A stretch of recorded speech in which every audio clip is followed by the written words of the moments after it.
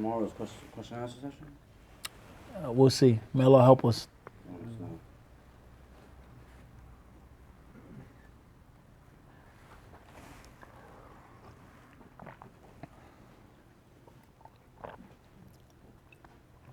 Initials SS from Ontario, Canada.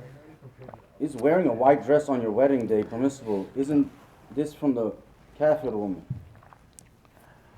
Is wearing a white dress on your wedding day permissible? Is it not from a kafir woman? Wearing white for women is permissible as long as it does not resemble the clothing of men. The general rule is that a man's clothes are white. The sunnah.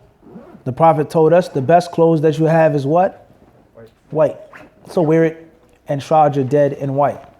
Many authentic hadith regarding that, about wearing white and the virtue of wearing white.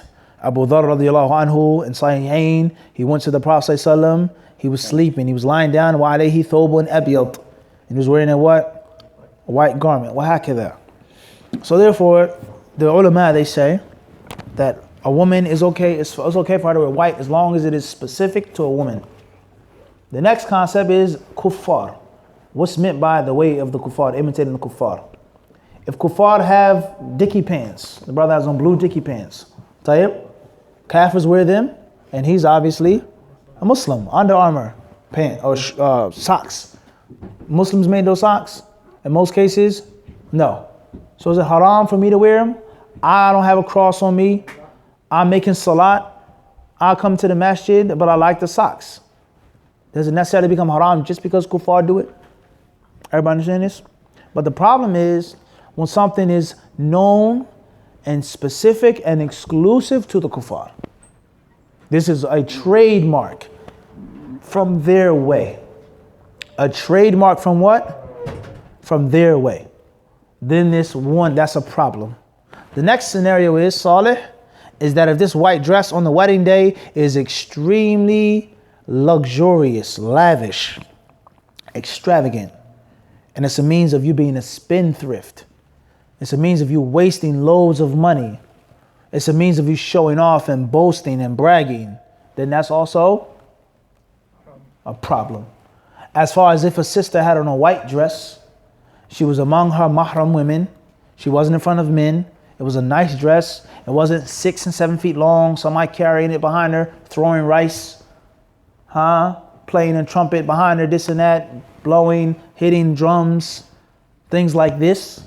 It was a dress that was permissibly, it was covering what needed to be covered on her body. And it wasn't something of extravagance, lavishness, being outwardly just spendthrift. Then we can't necessarily say that it's what? Haram. Because I'm from America, I come from Houston, Texas. I come from Utah, I come from North Dakota, I come from California, I come from New Jersey. My culture, I don't have an Arabian culture. My parents are not from Pakistan or Bangladesh. My parents are not from North Africa, West Africa. My parents are not from the Congo. My parents are not from where they're Muslims. My culture is what? American culture. Kuffar and Americans, most of them are non-Muslim. So I have to get rid of all of my cultural practices for a total different foreign culture? That's where the problem comes in.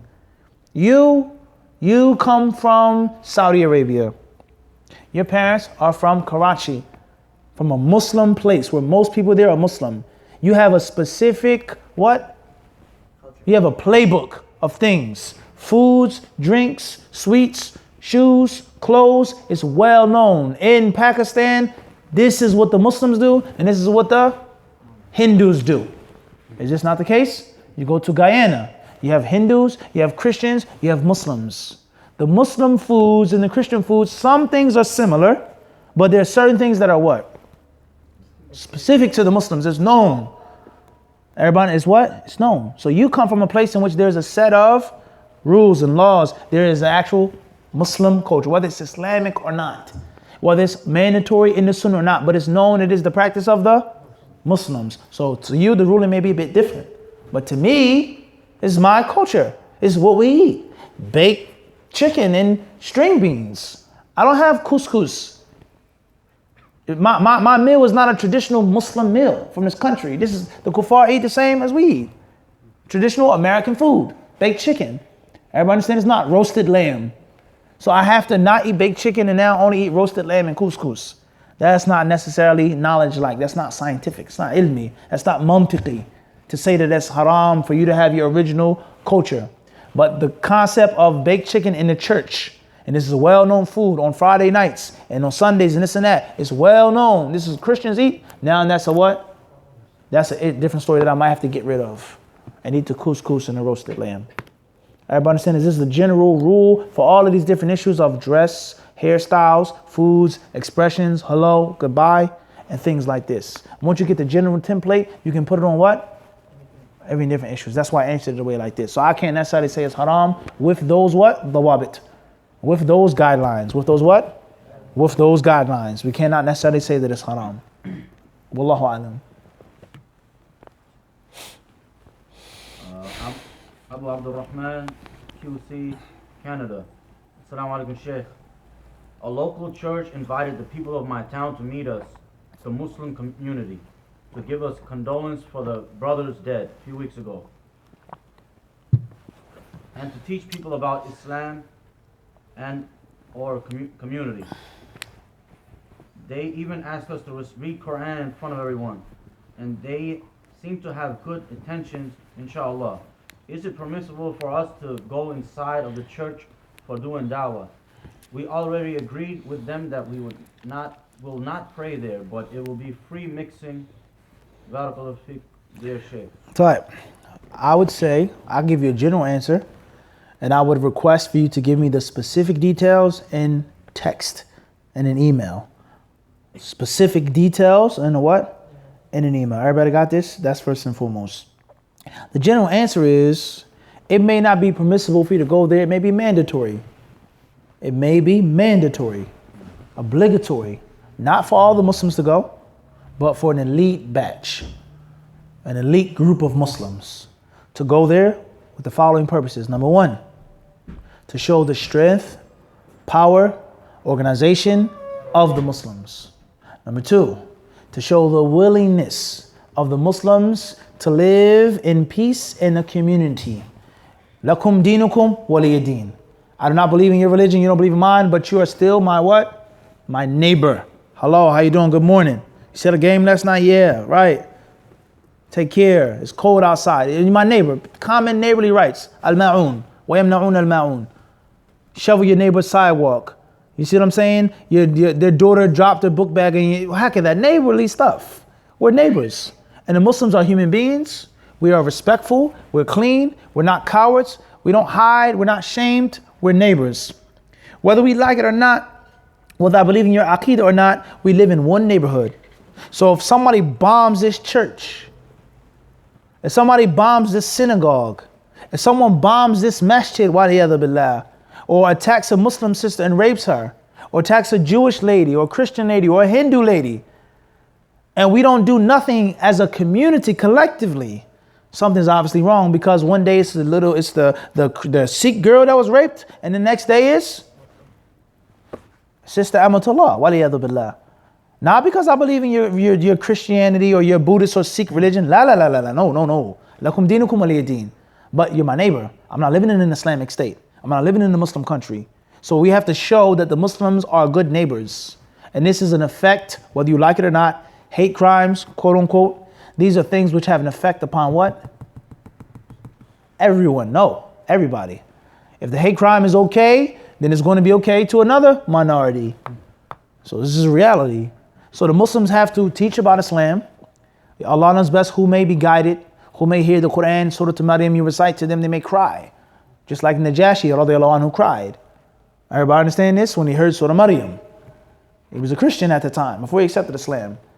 So to call to Allah, to clarify what Islam is and what Islam isn't, and to show the people, which is also a means of da'wah, everything is about da'wah, is that the Muslims are willing to cooperate in community work.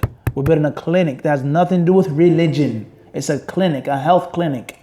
And it's a benefit to the community. Cleaning up this yard, this park, painting something, making a mural, obviously nothing that's haram to make. Illustrating the wat al-arwah, graffiti, urban, this and that, as a what? Community project. and they say, let's take a picture. Take a picture. I have my thobe, I have my beard. Next to me is a pastor and Christian. We take a picture. Not because he's my wali in the deen.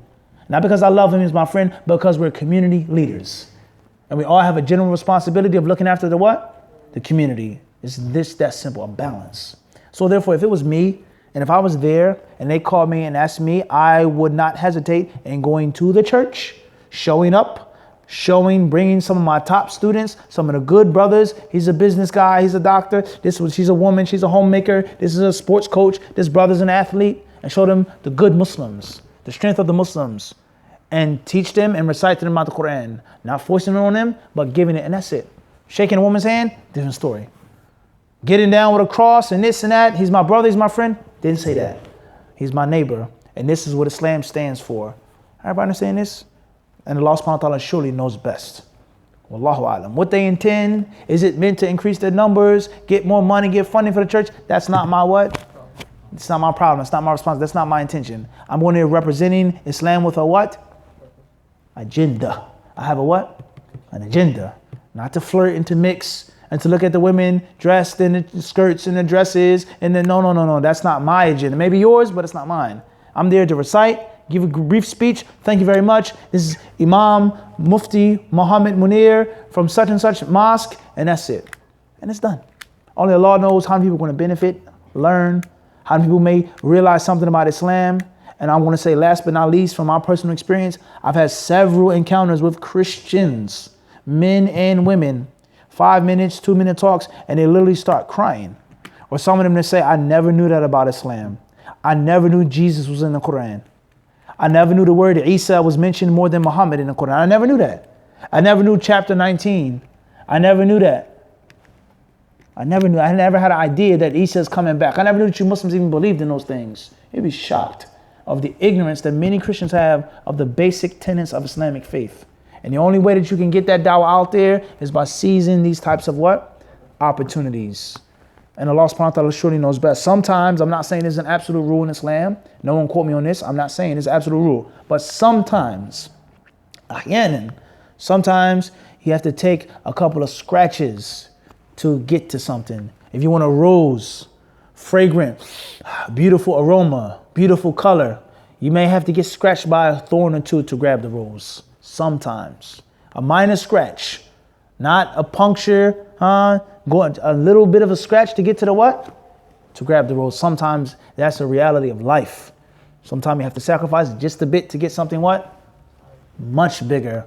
Much what? You say you give an egg to get a what? To get a hen. Wallahu alam.